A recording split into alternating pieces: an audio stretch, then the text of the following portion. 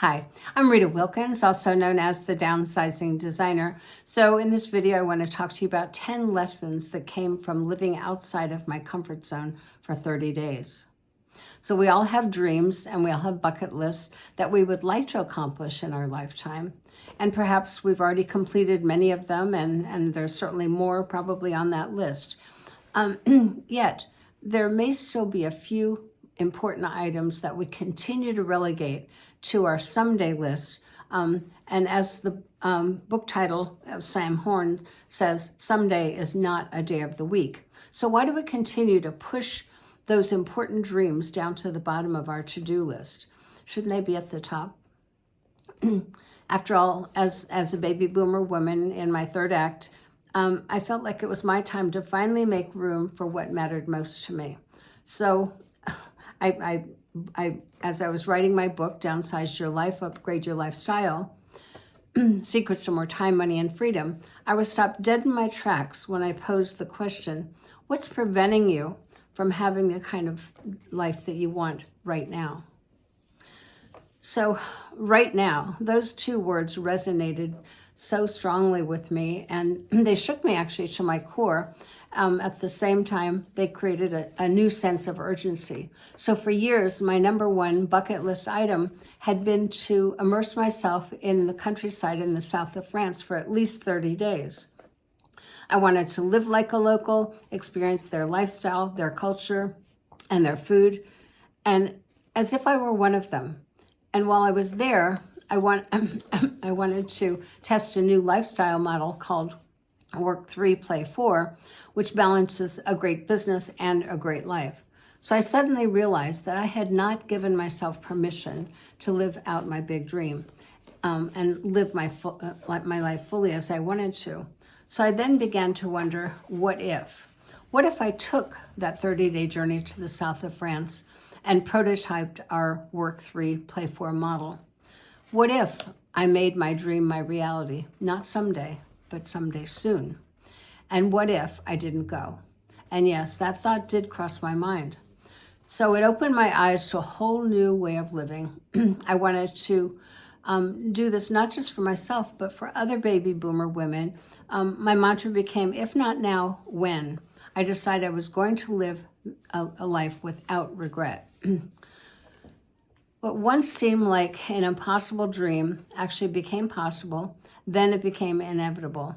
I didn't know how I would do it, but my dream became larger than my fears, and nothing was going to stop me. I had finally given myself permission to boldly and unapologetically live the life of my dreams. So that summer, the 1st of July, I landed in Marseille, France, beginning my journey that changed my life. So I want to share a few lessons with you from living outside of my comfort zone for 30 days. The first one was having no plan was the best plan for me. So if I was going to experience the French countryside, the culture, the people, the way that I really wanted to, I decided for me the best way to was have no plan that might prevent me from having the freedom, the flexibility, and the spontaneity that I was looking for. So I only had a ticket to and a ticket from and a hotel reservation for just my first night and a small carry-on suitcase. So traveling with no itinerary was frightening on one level, but it also provided me the freedom that I hadn't ever experienced. So the most interesting result of traveling without a plan was that it invited that new spirit of adventure that made me feel fully alive, definitely 20 years younger, and authentically connected to the woman that I've always wanted to be. The second thing that I learned was expect the unexpected, because stuff does happen. So as an example, the bed and breakfast that I accidentally booked in the middle of nowhere, the hotel reservation that didn't exist because I forgot to push send, or the bus that never arrived, leaving me stranded 50 kilometers from anywhere. So these are just a few of those oops moments that actually became part of the fun. So figuring it out became a very finely honed skill set. Getting lost, having no internet access or taxi service simply provided many opportunities to grow, to learn, and also to laugh at myself. And the next one is embrace life on the skinny branches. So as a lifetime entrepreneur, I've taken many risks and thought I had become accustomed to being out of my comfort zone. However, as a baby boomer woman who was directionally and tech challenged, traveling to a country where everything was new clearly tested my ability to figure things out. The bigger the challenge, the more resilient I became, though. The next one is, yes, you will get lonely sometimes. So I decided to travel solo because I've traveled alone many times before, and I fully expected that at some point I would get lonely, and I did. But I also discovered some powerful ways to deal with that loneliness. So one was to acknowledge my feelings, write them down, pray, journal, talk to loved ones back home. And then the next was to push myself to get out and engage with other people. So I found that the village squares were my perfect go-to place to meet new friends and socialize with the locals. And then another thing that I learned was to take selfies, videos, and record the experiences in my journal because it's important to capture those moments so that you can recall the memories and share them later on. So it does take courage to travel alone. And while it has its downfalls, it certainly has its benefits too. You get to do what you want, when you want, where you want, and you get to do it your way. The next learning was see more of less. So it does take courage to travel alone, and while it has its downfalls, the benefits are certainly there too.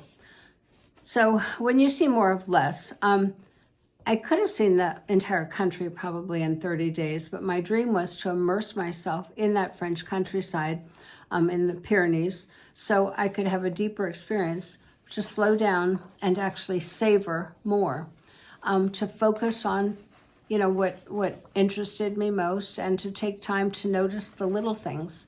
So, and you do it in your own time and on your own terms. The next learning was attitude or mindset can make or break your journey. So to say this trip was easy wouldn't be telling you the truth. I had to accept delays, develop a lot of patience, embrace challenges, and face the fears many times. I could have let several moments ruin my trip, but I chose to have a positive mindset regardless of the circumstances.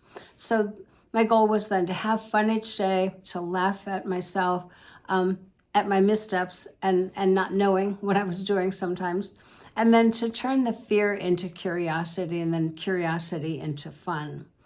So the next thing was to learn to accept help from others. Just because you can do it yourself, it doesn't mean you have to.